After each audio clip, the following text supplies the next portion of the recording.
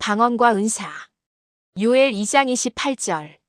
그 후에 내가 내 영을 만민에게 부어주리니 너희 자녀들이 장래 일을 말할 것이며 너희 늙은이는 꿈을 꾸며 너희 젊은이는 이상을 볼 것이며. 이번 영상에서는 방언과 은사와의 관계에 대해 나누겠습니다. 방언과 은사와는 어떤 관계가 있을까요? 사도행전 2장 1절에서 4절의 내용 중 2장 1절의 오순절 날이 이미 이름에 그들이 다 같이 한 곳에 모였더니 중약 2장 4절 그들이 다 성령의 충만함을 받고 성령이 말하게 하심을 따라 다른 언어들로 말하기를 시작하니라. 오순절날 사건에서 성령이 임하였을 때 가장 먼저 나타난 증상이 방언입니다. 사도행전 10장 44절에서 46절은 베드로가 고넬료의 집에서 복음을 전할 때의 사건을 기록하고 있습니다. 베드로가 이 말할 때에 성령이 말씀 듣는 모든 사람에게 내려오시니라는 구절에서 보듯이 이방인들에게 성령이 임하자 그들에게서 가장 먼저 나타난 은사는 방언이었습니다. 이는 방언을 말하며 하나님 높임을 들음이러라라는 구절을 통해 확증됩니다. 성경에는 다양한 성령의 은사들이 언급됩니다. 고린도전서 12장에서는 9가지 은사, 지혜의 말씀, 지식의 말씀, 믿음, 병 고치는 은사, 능력 행함, 예언, 영들 분별함, 각종 방언, 방언 통역과 함께 교회 직분과 관련된 은사들을 설명합니다. 또한 로마서 12장에서는 성도들이 몸의 지체로서 각기 다른 은사를 받았음을 강조합니다. 이처럼 성경에는 많은 은사들이 있지만 성령이 임하셨을 때 가장 먼저 나타난 현상이 방언이었음을 볼 때 방언을 모든 은사의 시작이며 문이라고 보기도 합니다.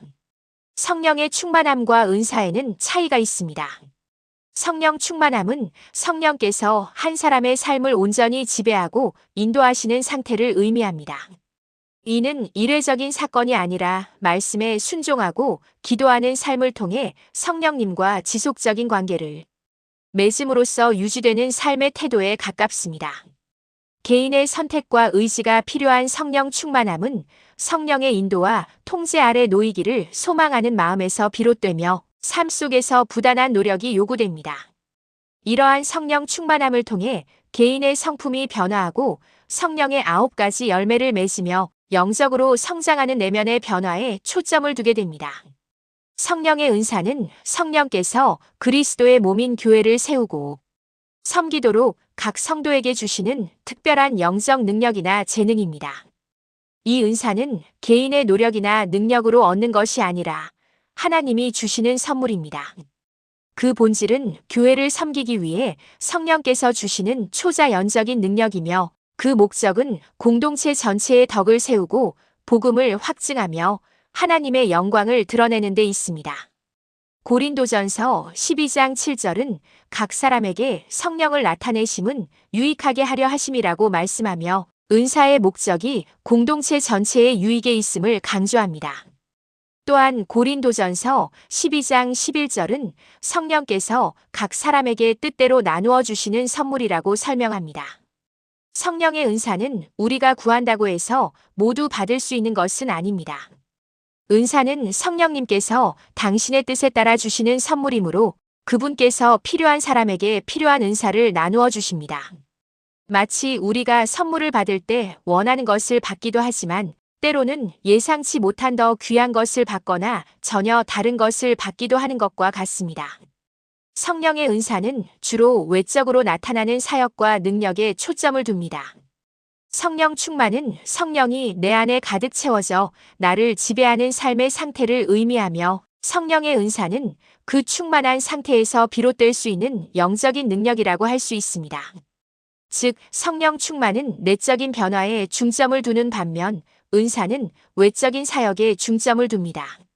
물론 성령 충만할 때 은사를 사용할 능력이 함께 나타날 수 있지만 둘의 목적과 본질에는 분명한 차이가 있습니다. 성령님은 인격적인 분이시기에 우리가 방언에 대해 거부하거나 의심하는 마음을 가지면 성령 충만함을 경험하더라도 방언 은사를 받기가 어렵습니다. 대체로 방언을 거부하는 마음이 있는 분들은 다른 은사들에 대해서도 거부감을 가지는 경향이 있습니다. 반면 방언을 사모하는 분들은 다른 은사들도 함께 사모하는 경우가 많습니다. 저는 30년 넘게 방언을 해왔습니다.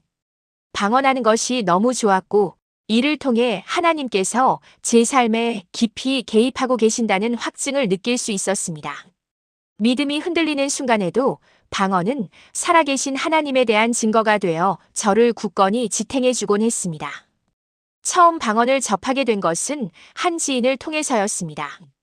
그 지인이 다니는 교회 교인들은 대부분 방언을 한다고 했고, 마침 교회를 정해야 할 시기였기 때문에 저는 주저하지 않고 그 교회에 출석하게 되었습니다. 처음 경험하는 방언의 현장은 놀라움과 함께 약간의 두려움을 주었지만 저에게도 방언을 하고 싶다는 간절한 소망을 불러일으켰습니다. 목사님께서 방언을 받지 못한 사람들은 앞으로 나오라고 말씀하셨을 때 저는 주저없이 나가 첫 번째 줄에 앉았습니다. 각 줄에 5명씩 총 3줄이 있었죠. 목사님의 인도를 따라 기도하는 동안 저는 방언을 받게 되었습니다. 그런데 놀랍게도 그날 첫 번째 줄에 앉았던 5명만이 방언을 받았고 두 번째와 세 번째 줄에 앉은 사람들은 한 명도 받지 못했습니다. 이 경험을 통해 저는 성령님께서 얼마나 인격적인 분이신지 깊이 깨달았습니다. 진정으로 사모하는 사람들에게 은혜를 베푸신다는 것을 그날의 사건을 통해 분명히 알게 되었습니다. 그 후로 저는 하나님 앞에 나아가 무엇이든 구할 때마다 그날의 기억을 마음속에 새기며 나아갔습니다. 저는 방언을 받은 이후로 방언 기도를 꾸준히 해왔습니다. 그 시간을 통해 많은 은사와 능력을 체험하게 되었고 사모했던 은사들도 받았습니다. 이 경험을 통해 방언은 모든 은사의 출발점이자 강력한 도구임을 깨달았습니다. 혹시 은사를 사모하는 분이 계시다면 방언 기도를 시작해 보십시오. 저는 지정된 장소와 시간에 오랫동안 기도해 왔는데 우리의 기도의 분량을 채우는 시간이 반드시 필요하기 때문입니다. 하나님은 인격적이신 분이기에 우리가 마음의 문을 여는 만큼 우리의 삶에 들어오셔서 간섭하시고 놀라운 은혜를 베풀어 주십니다. 다른 주제로 다음 영상에서 뵙겠습니다.